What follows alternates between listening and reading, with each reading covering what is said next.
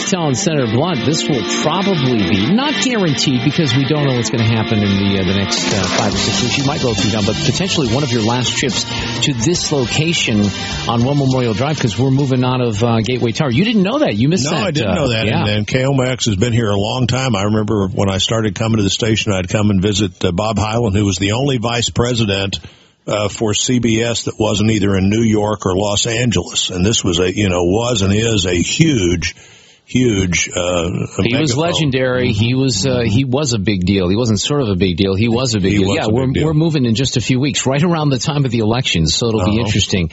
Let me get your thoughts on some things that are happening with the economy right now, because to me it seems like this is a slam dunk for people in this country when it comes to the choices. And there are two clear choices when it comes to handling the economy. But there are a lot of people that are very skeptical of Republicans, Senator, because the president likes to put some of these problems that we're experiencing right now still on you guys. In the previous administration, I saw this. There was this little caption. I put it up on Twitter over the weekend. It had George W. Bush, and it had a picture and said, hey, wait till the mess he inherits this time after this presidency, not my tenure in the White House, because things were moving backwards. I mean, it is a serious issue.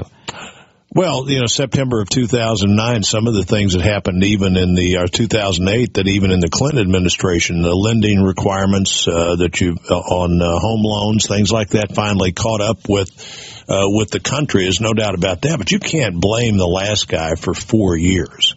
I mean, they're trying, though. They're trying, and they may be trying effectively, but reasonably you wouldn't. If you hired a new store manager and 4 years later he's saying, well, it's really that old store manager's fault, and you say, okay, what are you going to do about it the next 4 years? Oh, I'm going to do just what I've done the last 4 years.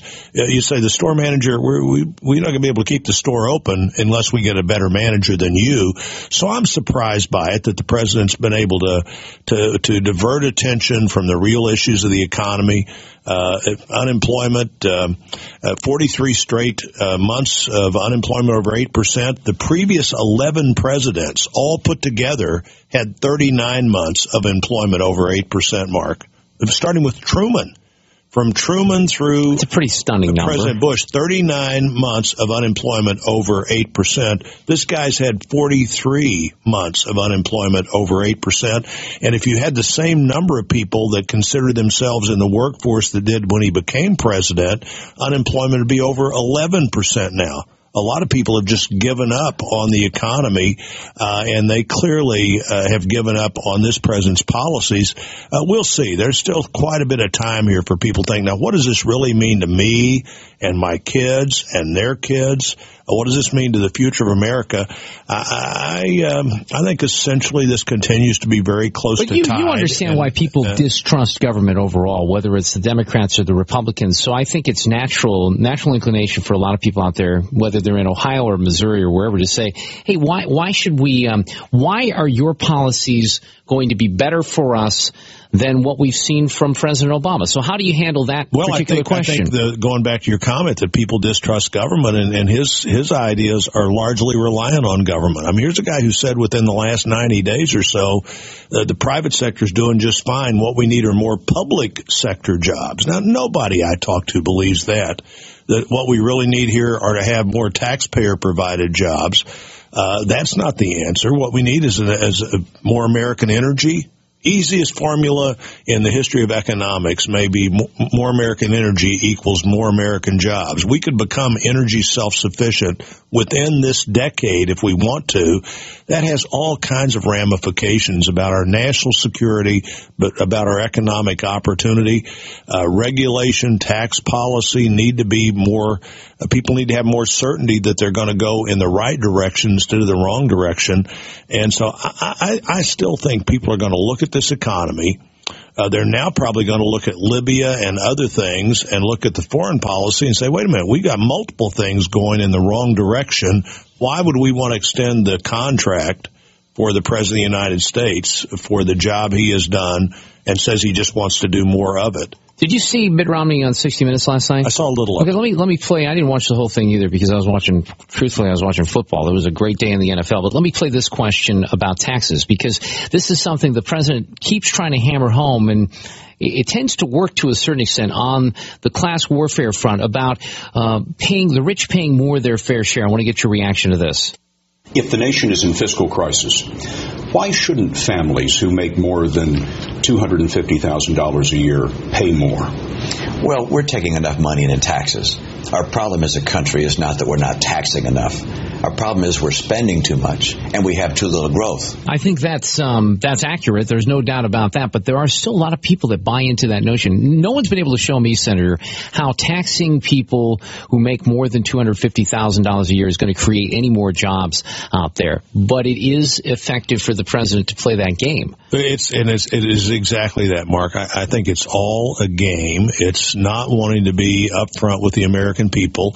A lot of this same discussion went on right through Election Day 2010, and then as soon as the election is over, the president said, now's not the time to raise taxes, so let's extend the current tax policies. He changed his mind very quickly on that, right? And the economy is worse today than it was at the end of 2010 when he made that statement. Right, so the question then is, and this is the debate, I guess at a certain point you're going to have, let me ask you about the Bush tax cuts, because obviously nothing's going to happen on that between now and Election Day, right? Right. So we have to decide, you have to decide in the United States Senate and in the House what to do about everyone's tax rates. Because if you don't do anything, everyone's taxes go up. I still wonder how many Americans know that. So do you think between November and December something will be decided on that? It has to be, doesn't it? You would think so. I mean, every group that analyzes this say if you cut the defense spending the way the president wants to, the one job most Americans think only the federal government can do, and if we go back to the 2000 tax levels, that you're looking at unemployment that goes up a couple of percent and an economy that goes into a deeper recession. Now, why would we want to do that? And that's what happens automatically unless something happens between Election Day and January 1.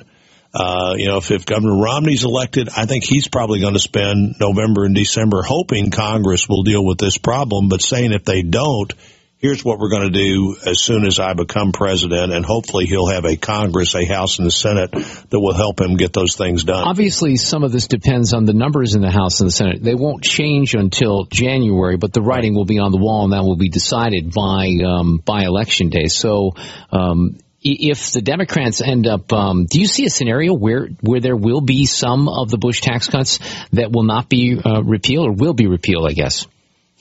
In other words, because what the president wants and what the Democrats seem to want, Nancy Pelosi, Harry Reid, they want the rates on those making over $200,000 and $250,000 a year to go up. They seem to indicate that everyone else's taxes should stay at the rate they're at right now, although in the past they haven't taken that stance. As you know, when you were in the House, Nancy Pelosi wanted them all repealed. And then voted to extend them all.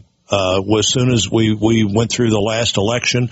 And then not long ago, she said, well, taxes should go up for people that make more than $1 million a year. There's a big difference in a whole lot more people that are affected if you raise those taxes at families that make $250,000 or businesses that happen to have a year where they clear $250,000. I think part of this is that the country is really ready for major tax reform. They want some system that's simpler and flatter and fairer, and whatever we do, I think should be a bridge to that. Let's hope so. And hopefully the next president, whether it's the second term of President Obama or the first term of President Romney, they will, in that first year of that new administration, take advantage of the fact that people are ready for looking at a tax code and wanting that tax code to make more sense, and to know whether you're the biggest corporation in America or the smallest corporation in St. Louis, if you have something that reasonably be considered a profit, you're going to pay taxes on that profit.